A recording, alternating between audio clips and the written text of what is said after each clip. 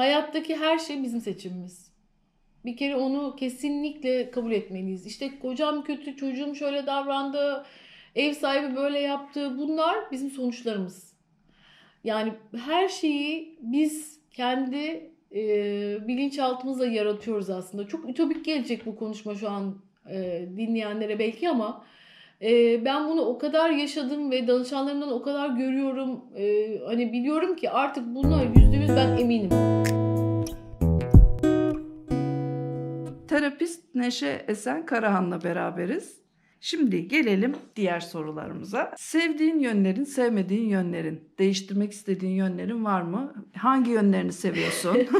Şimdi sevmediğim yönlerime başlayayım. Ondan Evet. sonra mesela sevmediğim yönlerim müdahaleci olma kısmım var biraz. Hem mesleki hem benim şahsımdan gelen eskiden gelen bir şey. Mesela ben de bu ara bunu çalışıyorum. Yani olabildiğince müdahale etme kısmımı 0-6 yaşa dönüp oralardan bilinçaltımda ben de çalışıyorum şu anda. Çocuklarınla ilişkinde mi gözlemledin bunu en çok? Hayır, çocuklarımla ilişkimde müdahaleci değilim. Aslında o konuda da mesela eleştirilirim. Eşim beni çok rahat bulur. Aslında çok rahat değilim ben. Ama müdahaleci değilim. Müdahaleci bir anne değilim. Ben daha çok yapabilirsin annesiyim. Çünkü onun yapabileceğine inanıyorum ve çocuk yapabilip yapamayacağını size belli ediyor zaten. Yapamayacağı noktada da anne yardım eder misin diyor. Ben o noktaya kadar kesinlikle müdahale etmiyorum. İsterse karpuz kessin yani. Demek ki bir insan müdahaleci ise hayatın her alanında da yapmıyor bunu. Evet. Bazı alanlarda yani ne kadar ilginç bir şey aslında değil İşte mi? o da işte Öyleysen öyledir ya da değilsen değilsindir ama hayatının bir yönünde yapıyorsun. çünkü o da mesela bir kod. İşte çocuklukta şöyle bir kodun yerleşmişse almışsınız bir şekilde. İşte insanların hayatlarını idame ettirme için yardıma ihtiyaçları var. Yardıma ihtiyacı olan insanlara müdahale etmeliyiz. Ki bunu alıyoruz Türk toplumu olarak. Evet. Ben de almışım. Mesela ama ben şu anda bu şeyimden çok rahatsızım. Ve mesleğimden dolayı da bana soru sorulmasa bile hani gözümün içine bakıldığını hissediyorum. Ama bu aslında belki de yanlış algı. Yani hani benim burada bir şey söylemem gerekiyor. Benim için burada bir hani yorum yapmam gerekiyor. Benim kendi kendime edindiğim bir algı da olmuş olabilir Biraz diye akıl verme düşünüyorum. gibi mi oluyor? Öyle hissediyorum Bu mu seni sonradan. rahatsız ediyor? Evet, sonradan öyle hissediyorum. Öyle hissettiğim için de yani müdahale etmemem gerekiyor. Hani sorana kadar ve işte kendim hep diyorum ki Esen sana bir şey sorana kadar hiçbir şey söylememelisin. Hatta sorulduğunda bile o ne kadarını söylemek çok önemli. Evet. Peki Yani- sevdiğin yönlerin neler? Çok sorgularım. Gözlemciyimdir. Çok sakinimdir. Mesela bu yönünü çok seviyorum. Sakin olduğum için karşımdaki insanların hayatlarına çok tanıyorum. İmkan tanıyorum. Yani onun kendi olabilmesine ile ilgili yapıyorum. Şans tanıyorsun. Yargılarım yoktur. Yani karşımdaki insanlar mesela en beğendiğim taraflarımdan bir tanesi ve benim danışanlarımdan da çok gelen geri bildirimlerden bir tanesi. En ufak bir olayla çok büyük bir olayı bile aynı derecede insan için hayati olduğunu düşünürüm. Yaşayan insan için çünkü o derece önemlidir o. Ve benim için bunun yoktur. Hani bu da mesele mi ki? Hemen çözeriz biz bunu. Hayır bu bir mesele. Yani kim yaşıyorsa yaşasın. Neyi yaşıyorsa o onun için bir meseledir. Ben o yüzden bunu hiçbir şekilde yargılamam. İnanırım. Bir de mesela şeylerimden bir tanesi herkese güvenirim. Koşulsuz güvenirim. Çünkü Çok ben güzel. bu dünyada yalan söyleme gibi bir şey olduğuna inanmıyorum. Yalan söylemenin o kişinin bir ihtiyacından dolayı çıktığını düşünüyorum. Ve o yüzden de yalan söylendiğini hissettiğim zaman da hemen şunu düşünüyorum. Vah bana yalan söyledi, nasıl yalan söyler değil. Acaba neden bana doğruyu söyleyemedi, hangi ihtiyacını karşılayamıyor? Hep bunu düşünüyorum. O yüzden de mesela yalanı da olarak algılamıyorum. Ben iyi yönlerimden bir tanesinin bu olduğunu düşünüyorum. O Çok ilişkiyi güzel. çok rahatlatıyor. Evet.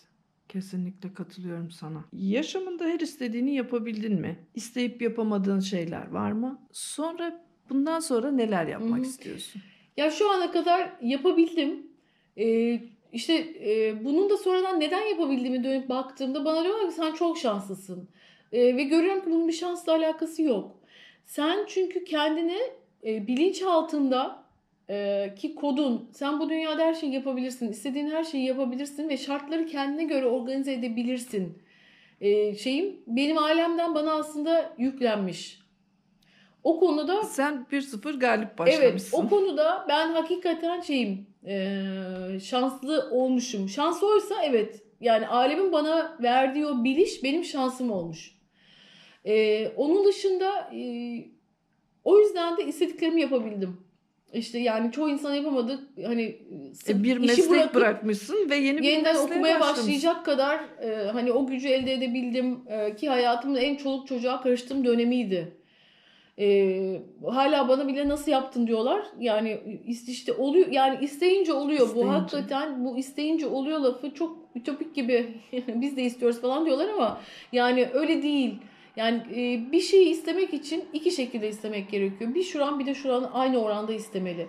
Eğer bunlardan bir tanesi de bir engel acaba varsa o olmuyor zaten. Burası aynı anda istersen bu böyle paralel bir sana yol açıyor hayatta ve sen de o yolda yürüyebiliyorsun. Evet, yani harekete de geçiyorsun aynı Tabii zamanda. eyleme de Evet. geçiyorsun. Hı hı. O yüzden de yapabildim. Yapamadım ve bundan sonra yapmak istediğim seyahat. Seyahat etmek istiyorum. Benim de mesela seyahatle ilgili şeylerim var. Ben yine bunun hani dönüp bakıp bilinçaltıma bakmam gerektiğini düşünüyorum.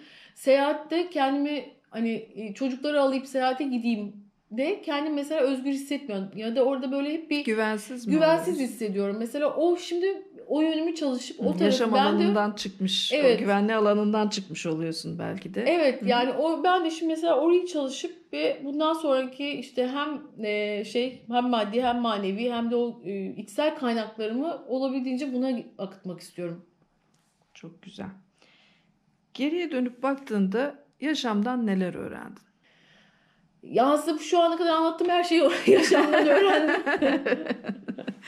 Ve özellikle söylemek istediğin bir şey varmış. Şu da tam anahtardır. Benim öğrendiğim şey budur dediğin bir Evet cümle. var. Mesela hiçbir şeyi çıkarımlar ve yargılar ve bakış açılarıyla bakmamak gerektiğini öğrendim.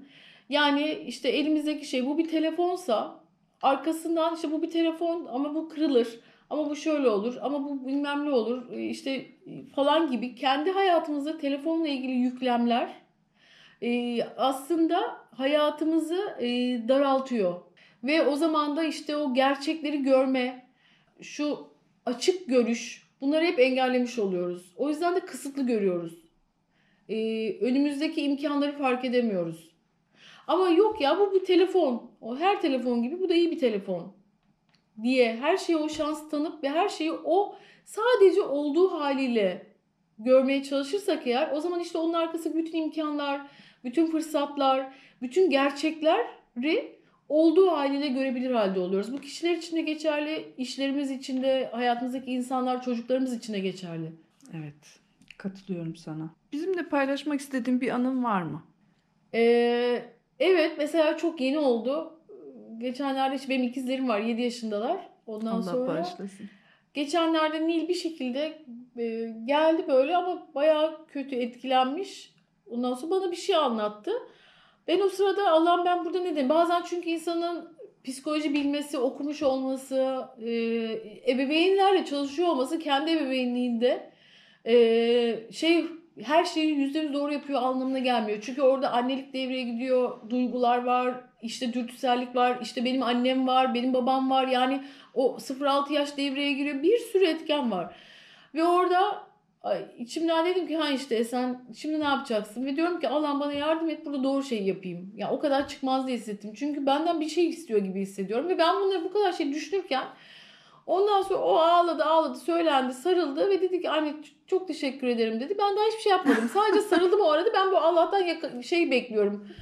Bana bir çözüm vermesini bekliyorum. Ondan sonra ve dedi ki beni dinlediğin için çok teşekkür ederim. Sen çok iyi bir annesin dedi ve gitti. Ya Aslında hayat bu kadar basit. Yani orada ben ona anneyim ya bir şey vermeliyim, bir şey anlatmalıyım, bir çözüm sunmalıyım. Muhakkak burada bir ders çıkartmalıyız. Şeyine o kadar kapılıyoruz ki ve ben hani bunun mesleğim olmasına rağmen insanlara bunu yapmamaları gerektiğini anlatmasına rağmen bazen işte ben de bu çukura düşüyorum. O yüzden dinlemek ne kadar önemli bir kesinlikle nasyon. çok önemli. Ve orada rahatladı gitti. Çok dersler alacağımız bir görüşme bence bu. Çok önemli gerçekten. İstanbul'da yaşıyorsun. Bu Evet, şehri seviyor musun? çok seviyorum. Neden seviyorsun? Enerjisini seviyorum bir kere. Çok farklı insanlar olduğu için seviyorum. Herhalde bu dünyadaki önemini ben içsel olarak da çok hissediyorum. Yani bu şehir dünyada önemi bakımından çok değerli bir şehir. ve herkes bu şehre çok değerli olduğunu biliyor. Ve farklı şeyler, duygular yansıtıyorlar. İşte değerliğin arkasında bir sürü duygu var. Bazısı severek, bazısı kıskanarak, bazısı imrenerek, bazısı yok etmek isteyerek bakıyor. Ama sonuçta günün sonunda bu hepsi bir değerden dolayı. İşte ben o değerliği hissettiğimi düşünüyorum. Yani bu şehrin içinde hani desen ki ne yapıyorsun şehirde yaşayıp da evin ve okulun veya çalıştığın iş alanı dışında, belki hiçbir şey yapmıyorum. Ama oturduğum yerde İstanbul'u düşündüğümde çok büyük o değer algısını hissediyorum.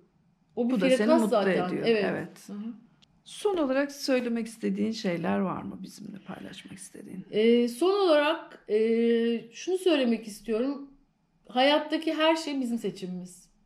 Bir kere onu kesinlikle kabul etmeliyiz. İşte kocam kötü, çocuğum şöyle davrandı, ev sahibi böyle yaptı. Bunlar bizim sonuçlarımız. Yani her şeyi biz kendi bilinçaltımızla yaratıyoruz aslında. Çok ütopik gelecek bu konuşma şu an dinleyenlere belki, ama ben bunu o kadar yaşadım ve danışanlarımdan o kadar görüyorum. Hani biliyorum ki artık buna %100 ben eminim. O yüzden de birincisi, dediğim gibi, bir bunu bilelim ve bunu kabul edelim ve bunun gücünü de yaşayalım. Çok büyük bir güç aslında. Evet. Ya bu her şeyi ben yapabilirim. Her şey benim eserim demek çok büyük bir güç. O yüzden de o gücü de bir giyelim kendimiz. Ondan sonra da dönüşmeye bakmalıyız. Yani memnun olmadığım hayatımda neler var ve ben olarak onlara dokunmadan bunu nasıl dönüştürebilirim? Çünkü dönüştürme gücü de bizde. Evet. Çok teşekkürler Ben bu teşekkür görüşme için. ederim.